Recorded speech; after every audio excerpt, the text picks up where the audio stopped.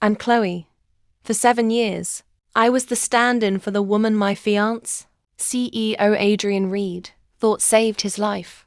7 years of loving him with every piece of me. And 7 years of being invisible. He said Veronica pulled him from those kidnappers. Said she held his hand through the worst of it. Talked him through the nightmares after. That was me. I found him bleeding in that parking lot. Fought off the men who'd left him for dead. Pressed my jacket to his wound until the ambulance came. In his delirium, he saw a photo of me and Veronica on my cracked phone screen. And he called her name. I tried to tell him the truth, but when Veronica showed up at the hospital holding his hand, looking at him like he was her whole world, I couldn't take that from her. Or from him. She left for the States 6 months later. Sad she couldn't be with a man who was confused about his feelings. Adrian didn't ask her to stay. Instead, he looked at me with eyes full of anger and said, I'd ruined everything, that I'd flirted with him at the gala, made her think we were together. Then he slid a ring box across his desk and said, we'll get engaged.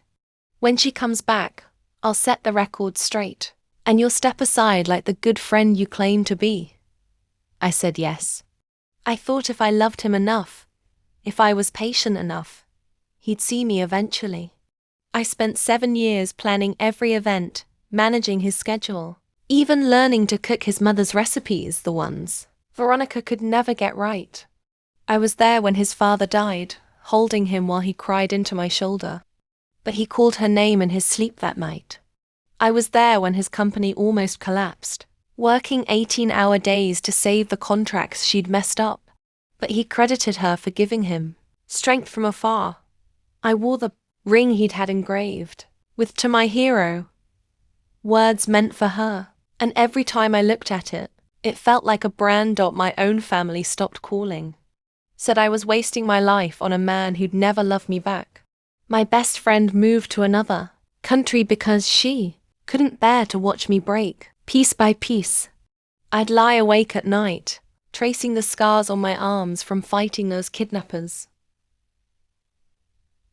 The scars I'd hidden so he'd never connect me to the girl who saved him. The night it all fell apart, I'd just finished making his birthday dinner, the one he said was Veronica's favorite. He was on the phone in his office, his voice soft in a way it never was with me. I know it's been 7 years. Baby, I never stopped waiting for you.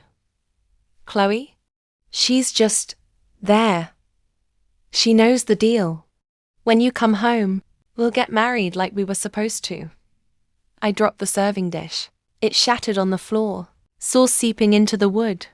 He came out, looked at the mess, and said, Can't you do anything right? She'd never be so clumsy. I pulled off the ring and set it on the table. He didn't try to stop me. Didn't even look up when I walked out the door.